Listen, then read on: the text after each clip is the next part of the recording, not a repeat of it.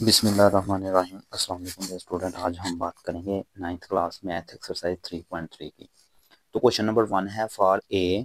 हमारे पास एक सेट है 1 2 3 4 4 एलिमेंट हैं। Find the following relation in A. सबसे पहले हम यहाँ पे रिलेशन देखते हैं।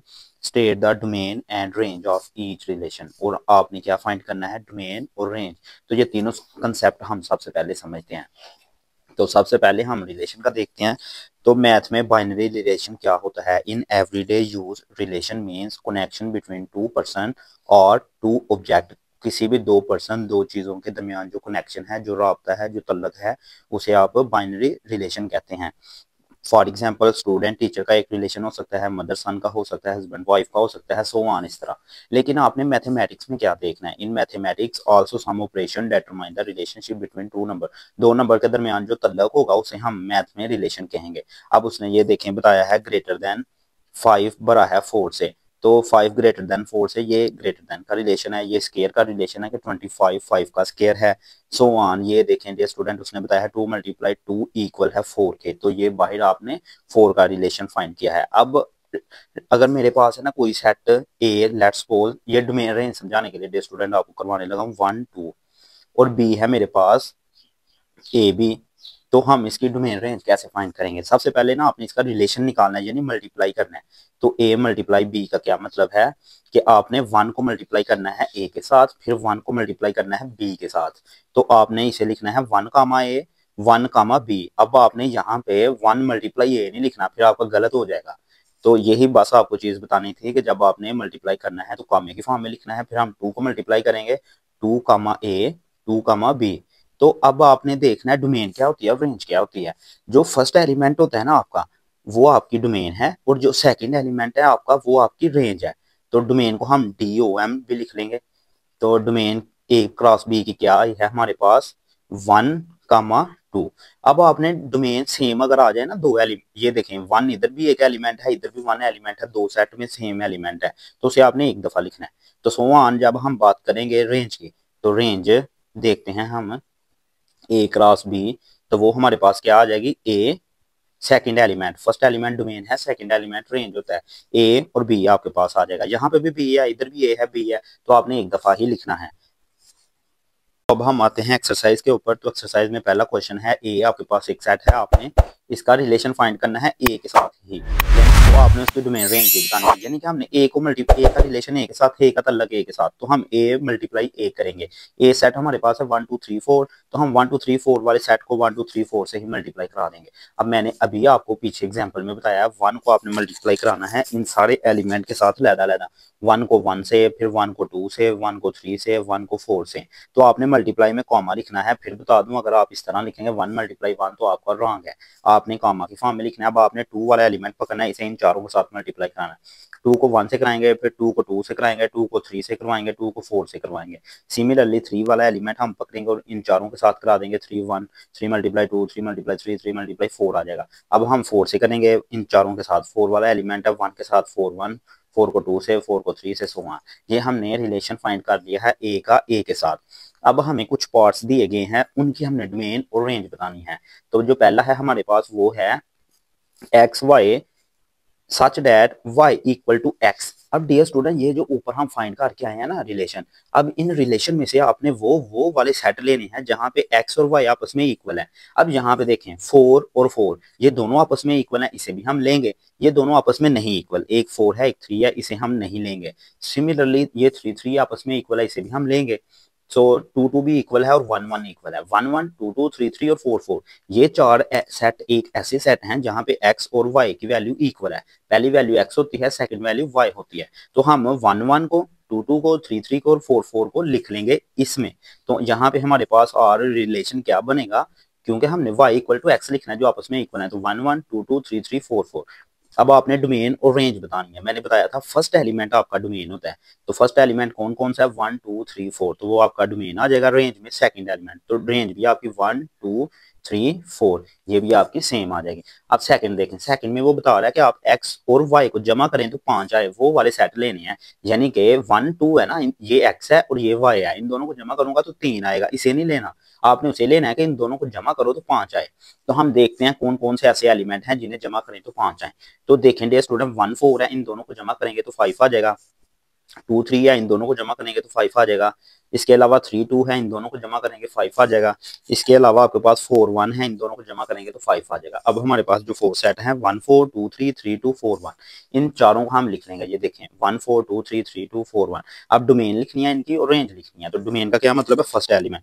तो फर्स्ट एलिमेंट हमारे पास कौन सा है, 1 2 3 4, और रेंज देखें सेकंड एलिमेंट 4 है, फिर 3 है, फिर 2 है, फिर 1 है, तरतीब से हम लिख लेंगे। तो हम आते हैं थर्ड पार्ट की जानब। तो यहाँ पे आपने वो वाले सेट लिखने हैं कि x और y को जमा करें तो लेस देन 5 है, यानी कि अगर 3 प्लस 4 करेंगे ना तो ये तो 7 है, ग्रेटर देन 5 है, तो इसे नहीं हम ले सकते। आपने वो वाले सेट लेने हैं कि आप, ये है ना, अगर 1 2, तो ये दो, पहला x होता है दूसरा y है, इन दोनों को अगर मैं जमा करूंगा ना तो ये लेस देन 5 आ जाएगा। तो वो वाले लेने हैं जिन्हें जमा करें तो लेस देन 5 आए। तो अभी हम देखते हैं हमारे कौन कौन से सेट बनेंगे। अब देखें डियर स्टूडेंट, ये 1 1 भी है, ये 1 2 भी है, ये 1 3 भी है, क्योंकि 1 3 को प्लस करेंगे तो 4 आएगा जो कि लेस देन 5 है। अब देखें 2 1 भी है, 2 2 भी है, ये नहीं हो सकता क्योंकि ये इक्वल 5 है, इसे नहीं हमने लिखना, जो लेस देन 5 होगा उसे लिखना है, इसे भी नहीं लिखेंगे, इसे लिखेंगे। इसके अलावा आपने देख लेने हैं डियर स्टूडेंट, आपका ये वाला भी होगा। तो इन सारे एलिमेंट्स को हम, सारे सेटों को हम लिख लेंगे। एक्स और वाई को जमा करें तो लेस देन 5 आए, वो ये एलिमेंट है 1 1 1 2 1 3 2 1 2 2 3 1। अब आपने इसकी डोमेन और इसकी रेंज लिखनी है। तो बहुत ही आसान है, पहला एलिमेंट आपके पास डोमेन है। तो अब देखें डोमेन 1 इधर भी है और इधर भी है, 2 दफा आ गया तो हम एक दफा ही लिखेंगे। आपको पता है सेट में कोई भी एलिमेंट, कोई भी अरकान रिपीट नहीं होता। तो 1 के बाद 2 है, 2 भी 2 दफा, एक दफा लिखेंगे, देन 3 है। अब हमने रेंज लिखनी है, 1 है, 2 है, 3 है, 1 2 3, फिर 1 2 3, 1 to 1 है तो हम एक दफा ही लिखेंगे, 1 2 3 आ जाएगा आपके पास रेंज। अब 4 वाला देखें, 4 में आपने वो एलिमेंट लिखने हैं x प्लस वाई, यानी कि 3 4 है ना, लेट्स सपोज, तो इन्हें जमा करेंगे ना 3 प्लस 4, तो ये आपके पास 7 आ जाएगा जो कि ग्रेटर देन 5 है। तो वो वाले एलिमेंट लिखने हैं जिन्हें जमा करें और 5 से ज्यादा है। तो वो हमारे पास कौन से हैं, 2 4 3 3 3 4, ये आपने पीछे से ही यहाँ से निकालने हैं डियर स्टूडेंट, जो आपने एक रात से फाइंड किया हुआ है ना, यहाँ से ही आपने निकालने हर क्वेश्चन में, ये जो 4 पार्ट है ना आपके। तो आप देखें आपकी डोमेन क्या होगी, फर्स्ट एलिमेंट को डोमेन कहते हैं, 2 है, 3 है, 4 है, सो ऑन। तो 2 3 4 आ जाएगा। रेंज भी सिमिलरली ये देखें, 4 है, 3 है, 2 है। तो बेशक आप इस तरह लिख लें 4 3 2, बेशक आप इस तरह लिख लें, दोनों तरह वेल एंड गुड है। अब हम आते हैं अपने सेकंड क्वेश्चन की जानब। तो यहाँ पे आप देख सकते हैं हमें ना कुछ डायग्राम दी गई हैं सेटों की। वन ये है, ये डायग्राम है आपके पास, ये डायग्राम है, और हमसे पूछा ये गया है कि आपने बताना है कौन सी डायग्राम फंक्शन है और फंक्शन की कौन सी टाइप है। अब हम फंक्शन का कॉन्सेप्ट देखते हैं। तो फंक्शन के लिए सबसे पहले तो आपके पास दो सेट होने चाहिए, let A and B two non empty set. Non empty set का मतलब है खाली सेट ना हो। अगर आपके पास ये दो सेट हैं जो कि नॉन एम्प्टी हैं तो उनकी अगर 3 प्रॉपर्टी सेटिस्फाई करेंगी तो वो सेट फंक्शन कहलाएगा। तो पहली प्रॉपर्टी है F is a relation from A to B that f is subset of A multiply b। अब ए के जो एलिमेंट है, b के जो एलिमेंट है, उनका जो आंसर आएगा वो f है। तो f इनका सबसेट ही होगा, यानी कि इनके अंदर से ही f का आंसर आएगा। ये नहीं होगा कि अगर आप a लेते हैं ना 1 2 और b लेते हैं आप a b, तो f का जो आंसर आएगा वो इनके ही सबसेट होगा, इनके अंदर से ही होगा। ये नहीं होगा कि वो कहीं बाहर से आ जाए। तो दूसरी है domain f equal to a आनी चाहिए। फंक्शन कब कहलाएगा, जब आप फंक्शन की डोमेन लें तो वो सेट ए के इक्वल आए। और जो थर्ड नंबर पे है वो प्रॉपर्टी आपकी क्या है कि वो ये है, first element of no two pair F equal then F is said to be a function A B. और फंक्शन को आप इस तरह लिख सकते हैं। डियर स्टूडेंट, मैं आपको दो चीजें बताता हूँ, अगर तो वो सेटिस्फाई हो जाए तो आपने आंखें बंद करके बता देना कि ये फंक्शन है। तो वो दो काम कौन से हैं आप यहाँ पे देख सकते हैं। यहाँ पे दो दो सेट हैं। जो पहला सेट है ना, ये इनपुट्स हैं और ये आउटपुट्स हैं। ये यहाँ पे भी आप देख सकते हैं, यहाँ पे भी आप देख सकते हैं।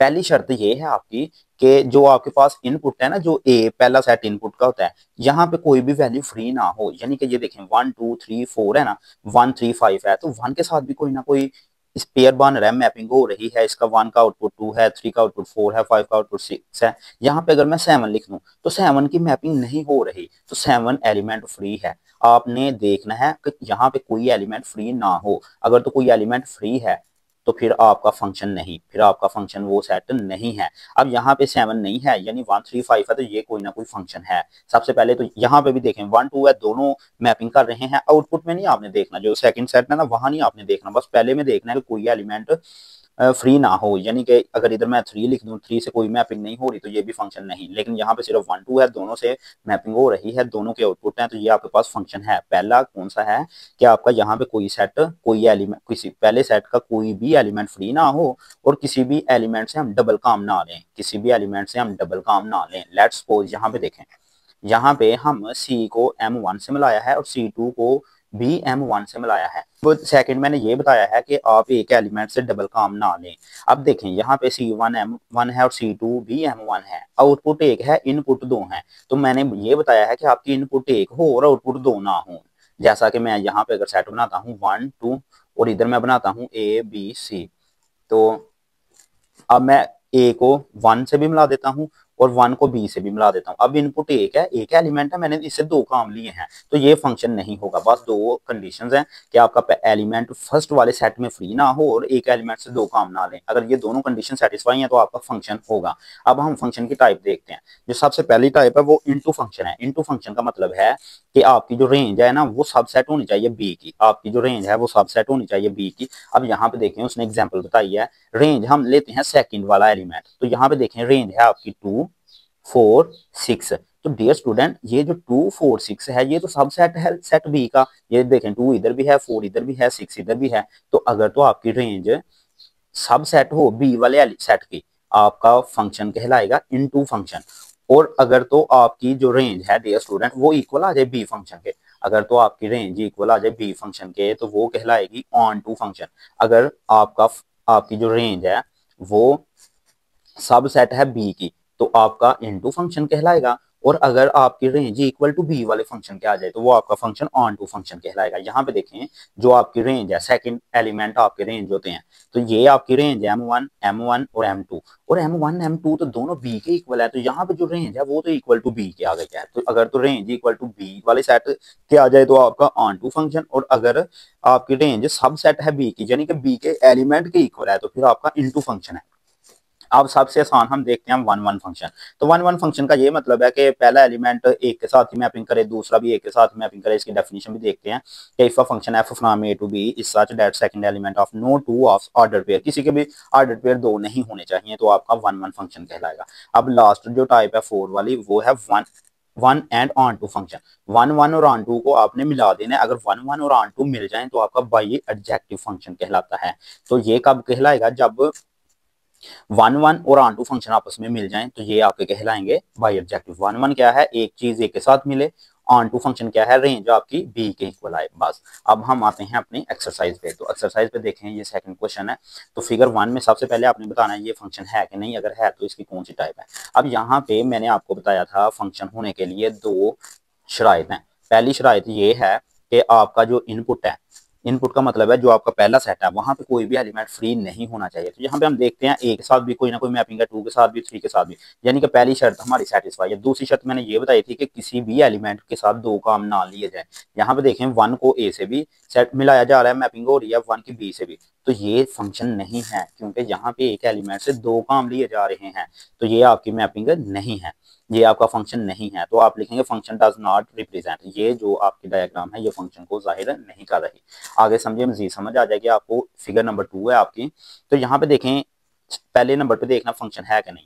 3 एलिमेंट है तो कोई भी फ्री नहीं है, पहली शर्त तो सेटिस्फाई है। अब हर एक के साथ एक एक मैपिंग है, दूसरी भी सेटिस्फाई है, तो ये फंक्शन है। तो हम लिखेंगे दिस रिप्रेजेंट अ फंक्शन। अब आपने देखना है इसकी कौन सी टाइप है। अब देखें एक एलिमेंट एक के साथ मिल रहा है तो 1 1 फंक्शन होगा, इट इज एन 1 1 फंक्शन। अब ये ऑन टू फंक्शन भी है क्योंकि जब आप इसकी रेंज निकालेंगे तो रेंज आपकी इक्वल है बी एलिमेंट के, क्योंकि रेंज में यही आएगा ना, ये आपका कहलाएगा जब आप इन्हें आपस में लिखेंगे तो A1 B2 और C3। तो यहाँ पे आप देखें जब रेंज सेकंड एलिमेंट लिखते हैं तो रेंज में तो हमारे पास आ जाएंगे सेट एलिमेंट 1 2 3। तो यहाँ पे देखें रेंज तो सेट बी के इक्वल आ गया है। रेंज अगर बी के इक्वल आ जाए तो वो कहलाता है ऑन टू फंक्शन। और अगर कोई फंक्शन 1 1 भी हो और ऑन टू भी हो तो उसे हम कहते हैं बाई एडजेक्टिव फंक्शन। अगर आप इतना भी लिख दें ना this is represent a function, so it is a by objective function. फिर भी ठीक है, अगर सारा लिखते हैं फिर तो वेल एंड गुड है। अब हम आते हैं फिगर नंबर 3 पे। यहाँ पे भी देखें, पहले नंबर पे देखना फंक्शन है कि नहीं, कोई भी एलिमेंट फ्री नहीं, यानी कि कंडीशन सेटिस्फाई है। दूसरा देखें, किसी भी एलिमेंट से दो काम नहीं लिए जा रहे, सेकंड कंडीशन भी सेटिस्फाई है, तो हम लिखेंगे रिप्रेजेंट अ फंक्शन, ये एक फंक्शन है। अब आपने देखना कौन सा फंक्शन है। तो ऊपर देखें, ऊपर वाली डायग्राम और नीचे वाली डायग्राम बिल्कुल सेम है, पहला एलिमेंट पहले के साथ, दूसरा दूसरे के साथ, तीसरा तीसरे के साथ, तो ये ऊपर वाला ही है। फिर हम इसे लिखेंगे 1 1 फंक्शन है, क्योंकि पहला पहले के साथ, दूसरा दूसरे के साथ, कोई भी ऑर्डर पेयर नहीं बना रहा। और फिर हम लिखेंगे ऑन टू फंक्शन है, क्योंकि इसकी जो रेंज है वो तो बी सेट के इक्वल है। अगर ये ए है और ये बी है तो इसकी रेंज बी के इक्वल है, तो ये ऑन टू। अगर कोई फंक्शन 1 1 ऑन टू हो तो उसे हम कहते हैं बाई ऑब्जेक्टिव फंक्शन। तो ये देखिए मैंने लिखा हुआ है, so it is called by objective function. अब लास्ट इसकी डायग्राम है। अब यहाँ पे देखें, आपने मैंने आप पहले नंबर पे तो देखना है ये आपका सेट फंक्शन है कि नहीं। तो देखें यहाँ पे 3 एलिमेंट हैं, तीनों के साथ मैपिंग हो रही है, यानी कोई एलिमेंट फ्री नहीं, पहली कंडीशन सेटिस्फाई। दूसरी ये देखें कि एक एलिमेंट से दो काम तो नहीं लिए जा रहे। आप दो एलिमेंट से एक काम ले सकते हैं, लेकिन एक के साथ दो काम नहीं ले सकते। जिस तरह इस सवाल में हमने किया था ना, एक के साथ दो काम नहीं आप ले सकते, एक काम है और दो एलिमेंट आप लिख सकते हैं। तो ये आपका फंक्शन है, दोनों कंडीशन सेटिस्फाई है। अब कौन सा फंक्शन है, ये आपका इनटू फंक्शन है, क्योंकि आपकी जो रेंज है ना वो ये है, एल के साथ एक्स है, एम के साथ भी एक्स है, और आपका एन के साथ जी है। जब आप इसकी रेंज लिखते हैं तो रेंज आपकी आई है एक्स और जी। अब ये जो आपकी रेंज है ये तो सब सेट है बी एलिमेंट की। ये देखें एक्स और जी बी में से आया ना, वाई नहीं आया। आप इक्वल टू बी नहीं लिख सकते, अगर इक्वल बी लिखेंगे तो हमारा कहलाएगा ऑन टू फंक्शन। अब क्योंकि ये सबसेट है तो ये इनटू फंक्शन कहलाएगा। आई होप ये स्टूडेंट आपको यहाँ तक अच्छे से समझ आ गई है। अगर आपको किसी भी चीज का मिसकंफ्यूजन है तो आप कमेंट सेक्शन में पूछ सकते हैं। अब आगे आसान क्वेश्चन है, हम आते हैं क्वेश्चन नंबर 3 पे। इफ जी एक्स एक फंक्शन है जो कि इक्वल है 3x + 2 के, और एच एक्स भी एक फंक्शन है इक्वल है x की 2 + 1 के, तो आपने ये वैल्यू फाइंड करनी है g ऑफ 0। तो g ऑफ 0 के लिए हम ये g का फंक्शन यूज करेंगे। अगर h की वैल्यू फाइंड करनी है तो फिर हम h वाला यूज करेंगे। तो यहाँ पे हम जी एक्स लिखेंगे, x की जगह पे हम 0 पुट करेंगे। इधर x है 0 आ गया, इधर x है 0 आ गया, तो g ऑफ 0 हमारे पास 2 आ जाएगा। अब हमने g ऑफ -3 फाइंड करना है, तो फिर हम ये g का फंक्शन ही यूज करेंगे। तो सबसे पहले हम g का फंक्शन लिखेंगे, x की जगह -3 पुट कर देंगे, 3 3 9 हो जाएगा, 9 + 2 -7 आ जाएगा, क्योंकि प्लस माइनस माइनस होता है। अभी फिर हमने g ऑफ 2 डिवाइड 3 करना है, तो सबसे पहले तो हम g का फंक्शन लिखेंगे कि g ऑफ x इक्वल है 3x + 2 के, x की प्लेस पे 2/3 आ जाएगा, इधर भी अब 3 3 से कैंसिल हो जाएगा, 2 आ जाएगा, और यहाँ पे भी 2 है, तो हमारे पास g of 2 divide 3 equal to 4 आ जाएगा। अब आपने h इक्वल टू 1 फाइंड करना है, तो हम h का फंक्शन लिखेंगे, हम लिखेंगे h x equal to x की 2 + 1। तो x की जगह h की जगह पे h इक्वल टू 1 है, तो x की जगह पे हम 1 पुट करेंगे। इधर x है 1 आ गया, इधर भी x है तो 1, 1 का स्क्वायर 1 होता है, 1 + 1 2 आ जाएगा। अब यहाँ पे देखें डियर स्टूडेंट, लास्ट हमारे पास पार्ट है second last, h equal h of -1/2। पहले मैंने 5 करना था लेकिन बाय मिस्टेक पहले 6 हो गया, तो आपने इसे अंडरस्टैंड करना है। h वाली वैल्यू लिखेंगे, h x इक्वल x की 2 + 1, तो x की प्लेस पे -1/2, इधर भी x की प्लेस पे -1/2। अब माइनस का स्क्वायर प्लस होता है, 1 का स्क्वायर 1 है, 2 का स्क्वायर 4 है, तो 1/4। अब देखें ये मैंने कैसे किया, मैंने इसका ना एलसीएम लिया है, इसके नीचे कुछ भी नहीं, डिनोमिनेटर में तो 1 है, 4 1 हो तो आपका डिनोमिनेटर 4 आ जाता है, आपने क्रॉस मल्टीप्लाई करना होता है। 1 को 1 से मल्टीप्लाई किया 1 आ गया, 1 को 4 से किया तो 4 आ गया, ये चीज मैंने ये लिखी है, तो 5/4 आ जाएगा। अब आपका h -4 है, h का फंक्शन लिखेंगे, x की जगह पे -4 आ जाएगा, -4 का स्क्वायर, माइनस का स्क्वायर पॉजिटिव आ जाता है, 4 का स्क्वायर 16 होता है हमारे पास, तो ये 17 आ जाएगा। अब हम आते हैं क्वेश्चन 4 पे। गिवन दैट ये हमारे पास एक फंक्शन है और फंक्शन में हमारे पास दो कंडीशन है। पहली कंडीशन है कि f ऑफ 3 इक्वल टू 8 है और f ऑफ 6 इक्वल टू 14 है।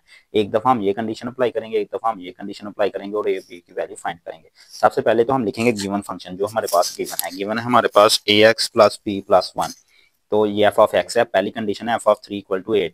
आपने जिधर जिधर x है उधर उधर 3 अप्लाई करना है, तो इधर x है तो इधर भी 3 आ जाएगा, a के साथ x है, इधर भी 3 आना है, बाय मिस्टेक इधर 8 है तो आप इधर भी 3 करें, तो आगे b + 1। f ऑफ 3 इक्वल किसके है, 8 के, तो f ऑफ 3 की प्लेस पे 8 आ जाएगा। तो अब ये प्लस का 1 इधर आके माइनस हो जाएगा, सब्ट्रैक्ट हो जाएगा, इधर ऐड हो रहा है ना, +1 एडिशन में है तो इधर आके सब्ट्रैक्शन हो जाएगा। और पहले मैं अब इसे लिखूंगा 8a + b, ये मैंने ऐसे किया, 8 - 1 7 इक्वल टू 8a + b। तो अब हम पहले इसे लिख लेंगे, बाद में इसे लिखें, इसे हम कहते हैं इक्वेशन 1। अब हम अगेन गिवन फंक्शन लिखेंगे डियर स्टूडेंट, और अब हम सेकंड कंडीशन अप्लाई करेंगे एफ ऑफ 6 इक्वल टू 14। तो यहाँ पे आप देखें सबसे पहले हम गिवन फंक्शन लिखेंगे। तो गिवन फंक्शन था हमारे पास F of X equal to A X plus B plus 1। तो कंडीशन हमारे पास क्या है, F of 6 equal to 14, X की प्लेस पे 6 हम पुट करेंगे, एफ ऑफ 6 हो जाएगा, इधर भी 6 अप्लाई करेंगे। अब एफ ऑफ 6 इक्वल 14 क्या है, तो इसकी प्लेस पे सिर्फ 14 आ जाएगा, बाकी सारा काम वैसे का वैसे। अब ये प्लस का 1 है, इधर आके सब्ट्रैक्ट हो जाएगा, माइनस होगा, तो ये आपके पास 13 आ जाएगा। इसे हम ऐसे भी लिख सकते हैं, इसे कह देते हैं इक्वेशन नंबर 2। अब आपने सब्ट्रैक्ट कराना है इक्वेशन 1 एंड 2 को, तो सबसे पहले आप 2 को लिखेंगे, तो ये हमने लिख लिया। अब हम इक्वेशन 1 को लिखेंगे जो हम पीछे फाइंड करके आए हैं। जब हम इन्हें सब्ट्रैक्ट करवा रहे हैं तो इनकी साइन, इनके सिंबल चेंज होंगे, अलामतें चेंज होंगी, ये प्लस में है माइनस, ये भी प्लस में है तो माइनस, ये प्लस में माइनस। अब भी ये एक प्लस क्या है और ये माइनस क्या है, तो ये कैंसिल हो जाएगा। आपने ये जहन में रखना, जब आप अलामत चेंज करते हैं तो वही अलामत कंसीडर होती है, ऊपर वाली नहीं। अब ये प्लस का 6 है, ये माइनस का 3 है, तो ये 3a आ जाएगा और यहाँ से 6 आ जाएगा। ये 3 इधर मल्टीप्लाई हो रहा है, इधर आकर डिवाइड होगा और ये इक्वल टू 2 आ जाएगा। अब एक आंसर हमारे पास आ गया 2। अब हम इसे पुट कर देते हैं इक्वेशन नंबर 2 में। तो ये है हमारे पास equation number 2, 6a plus B equal to 13। तो ए की प्लेस पे 6a था, ए की प्लेस पे 2 आ गया प्लस b। अब ये 12 होता है, 12 इधर प्लस का, इधर आके सब्ट्रैक्ट माइनस हो जाएगा और 13 माइनस ये आपके पास 1 आ जाएगा। तो a 1 है, b हमारे पास a 2 है, b 1 है। अब हम आते हैं क्वेश्चन नंबर 5 की जाना। तो क्वेश्चन नंबर 5 में भी बिल्कुल 4 की तरह का यह गिवन फंक्शन है हमारे पास, उधर एफ ऑफ एक्स था, इधर जी ऑफ एक्स है, ए एक्स प्लस बी प्लस 5 है, और हमें दो कंडीशन दी गई है कि अगर मैं रखूंगा ना जी ऑफ -1 वो इक्वल 0 है, और अगर मैं जी ऑफ 2 फंक्शन रखता हूं तो वो 10 है। तो आपने ए और बी की वैल्यू फाइंड करनी है। सबसे पहले हम गिवन फंक्शन लिखेंगे ए एक्स प्लस बी प्लस 5। अब फर्स्ट कंडीशन हम अप्लाई करेंगे, जी ऑफ -1 इक्वल टू 0। तो एक्स की प्लेस पे -1, इधर एक्स है -1, इधर भी एक्स है -1 आ जाएगा। तो जी ऑफ -1 इक्वल किसके है, जी ऑफ -1 इक्वल है 0 के, तो इसकी प्लेस पे 0 आ जाएगा। अब यहाँ पे ए को 1 से मल्टीप्लाई करेंगे, ये आ जाएगा, साथ में माइनस प्लस बी प्लस 5। तो यहाँ से प्लस का 5 इधर आके माइनस का 5 हो जाएगा। तो अब हम इसे राइट साइड को पहले इसे, तो ये इक्वेशन नंबर 1 है आपकी। सिमिलरली अब आपने सेकंड अप्लाई करनी है condition G of 2 equal to 10। तो जी ऑफ 2 इक्वल टू 10 है, एक्स की प्लेस पे 2 आ जाएगा, ए के साथ एक्स इधर भी 2 आ गया, तो जी ऑफ 2 इक्वल 10 है। जी ऑफ 2 इक्वल 10 है तो इसकी प्लेस पे 10 आ जाएगा, ये प्लस का 5 इधर आके सब्ट्रैक्ट माइनस होगा तो 5 आ जाएगा। ये आपकी इक्वेशन 2 है। सिमिलरली इसे भी हम क्या करेंगे डियर स्टूडेंट, सब्ट्रैक्ट करेंगे। आपने इक्वेशन 2 पहले लिखनी है, फिर आपने इक्वेशन 1 लिखनी है जो हम फाइंड कर चुके हैं, ये वाली माइनस ए प्लस बी, और इन्हें सब्ट्रैक्ट कराना है। तो सब्ट्रैक्ट में आपको बताया अलामतें चेंज होती हैं, ये प्लस का 5 है तो माइनस हो जाएगा, ये भी प्लस का माइनस, ये माइनस का, तो आपके पास प्लस होगा। अब यहाँ से आप देख सकते हैं बी बी से कैंसिल हो गया, तो ये 3a आ जाएगा और ये इक्वल टू 10 आ जाएगा। तो ये इधर मल्टीप्लाई हो रहा है, इधर आके डिवाइड, ये इक्वल टू 10 डिवाइड 3 आ जाएगा। तो आगे हम क्या देखते हैं कि जो हमारे पास आंसर आया ना उसे हम पुट करेंगे इक्वेशन नंबर 1 में। तो इक्वेशन 1 आपके पास ये है, तो अब ए की प्लेस पे 10/3 आ जाएगा। अब ये माइनस है, दूसरी तरफ आके प्लस हो जाएगा, इधर सब्ट्रैक्ट हो रहा है, इधर आके प्लस हो जाएगा। अब देखें इधर भी इसके डिनोमिनेटर में कुछ भी नहीं, तो इसका एलसीएम 3 आ जाएगा, क्रॉस मल्टीप्लाई करेंगे 5 3 टाइम्स 15, 10 को 1 टाइम करेंगे 10 आ जाएगा, और ये हमारा आंसर आ गया। तो हम देख सकते हैं ए का आंसर हमारे पास ये है और बी का आंसर हमारे पास ये है। हम आते हैं अपने क्वेश्चन नंबर 6 की जानिब। तो क्वेश्चन नंबर 6 है हमारे पास, consider the function defined by F of X equal to 5x plus 1। अब हमें ये फंक्शन गिवन है और एफ ऑफ एक्स इक्वल है 32। ये जो एफ ऑफ एक्स है ना ये इक्वल है 32 के, तो आपने x की वैल्यू फाइंड करना है। बहुत ही आसान है, ये देखें गिवन फंक्शन ये है, कंडीशन ये है कि एफ ऑफ एक्स इक्वल है 32। तो ये एफ ऑफ एक्स है, इसकी प्लेस पे देखें, इसे मैं ऐसे भी तो लिख सकता हूँ ना डियर स्टूडेंट, ये हमारे पास है F of X equal to 5x plus 1। तो इसे हम लिख सकते हैं 5x plus 1 equal to F of X. तो आप देखें 5x plus 1 as it is आ गया, इक्वल भी as it is, F of X की प्लेस पे 32 आ जाएगा। अब ये प्लस का 1 इधर आके माइनस होगा तो 31 आ जाएगा, तो एक्स का ये आंसर आ जाएगा आपके पास। अब हम आते हैं क्वेश्चन नंबर 7 पे। तो क्वेश्चन नंबर 7 है F of X equal to C X square plus D. तो आपको दो कंडीशन दे दी गई हैं, ये सेम है क्वेश्चन नंबर 4 5 की तरह का। तो अब आपको पहली कंडीशन है एफ ऑफ 1 इक्वल टू 6 है, एफ ऑफ -2 इक्वल टू 10 है, तो आपने सी डी की वैल्यू फाइंड करनी है। तो सबसे पहले हम गिवन फंक्शन लिखते हैं। दो कंडीशन है, पहली condition F of 1 equal to 6 है, एक्स की प्लेस पे 1 आ जाएगा। तो ये देखें ये हमारे पास फंक्शन है, x की प्लेस पे 1 आ गया, इधर भी x है तो आपने 1 अप्लाई करना है। f ऑफ 1 इक्वल किसके है, 6 के, तो f ऑफ 1 की प्लेस पे ये आ जाएगा। तो यहाँ पे ये हमारे पास इक्वेशन 1। जब हम सेकंड कंडीशन अप्लाई करेंगे तो आपके पास ये आ जाएगा, f ऑफ -2 इक्वल 10 है, इसकी प्लेस पे 10 आ जाएगा, ये इक्वेशन नंबर 2 है। तो इधर भी आपने इन दोनों को सब्ट्रैक्ट करना है। तो पहले हम इक्वेशन 2 को लिखेंगे, नीचे हम इक्वेशन 1 को लिखेंगे। सब्ट्रैक्ट करना है तो इनके साइन, इनकी अलामतें, इनके सिंबल चेंज हो जाएंगे, ये प्लस का माइनस का, ये भी माइनस का, ये भी माइनस का, और डी डी से कैंसिल क्योंकि एक प्लस में है एक माइनस में है, तो 4c में से 1c सब्ट्रैक्ट होगा तो 3c आ जाएगा, यानी 4 में से 1 निकलेगा तो 3 आ जाएगा, और इधर 4 आ जाएगा। c का आंसर अगर आ गया आपके पास तो c को आप पुट करें इक्वेशन नंबर 1 में, तो इक्वेशन नंबर 1 ये है, c की प्लेस पे आप लिख देंगे 4/3 प्लस d इक्वल टू 6। अब d फाइंड करना है, ये प्लस हो रहा है, इधर आके सब्ट्रैक्ट माइनस होगा, तो आपने इसका लेना है एलसीएम। इसके डिनोमिनेटर में कुछ भी नहीं तो 1 आ जाएगा, 3 आपका एलसीएम है, क्रॉस मल्टीप्लाई करेंगे 18 आ जाएगा, 4 को 1 से करेंगे 4, तो 18 माइनस 4 14 डिवाइड 3 आ जाएगा। तो ये आपका सी और डी का आंसर आ गया। आई होप डियर स्टूडेंट आपको अच्छे से ये एक्सरसाइज समझ आ गई होगी। अगर आपका कोई कंफ्यूजन है, कहीं से आपको समझ नहीं आई, तो आप कमेंट सेक्शन में पूछ सकते हैं। Thank you so much.